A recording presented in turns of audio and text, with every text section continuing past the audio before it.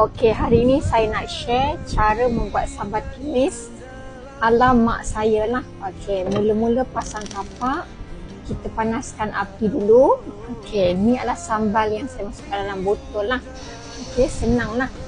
Mana asal daripada pack tu, so saya masukkan sambal bagi cili giling.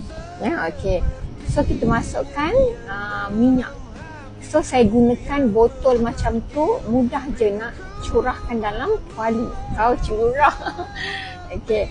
So ni adalah kita masukkan air tadi separuh botol ya. Letakkan gula melaka dulu dalam 2 biji.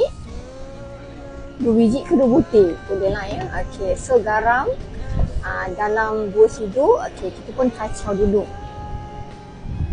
Okey, ni adalah bahan-bahan yang kita patut sediakan lah. Boleh lihat dekat caption tu berapa. Okey. Sementara tadi kita masakkan sekejap lah sambal udang. Okey, so kita sambung balik untuk masak lah. Tempoh tak lama, dalam 2 jam macam tu kan. Okey, ni adalah bahan yang kita dah blender. Saya blender secara asing lah tadi. Okey, so kita akan masukkan bahan kisar dulu. Dalam dia punya kuali kita lah, kacau perlahan. Api tu memang kena slow lah ya, api tu memang kena slow. Okey, so saya masukkan sos tiram dalam 2 sudu setengah tadi. Kemudian saya letakkan bahan blender. Itulah bahan rahsia dia.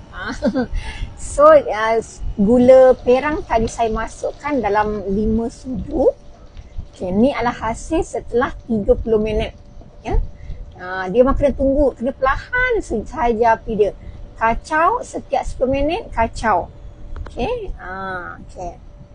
Okey, so kita tengok. Ni adalah yang dikira dah pecah minyak, dah siap. So minyak kat dinding pun tak banyak, sikit je.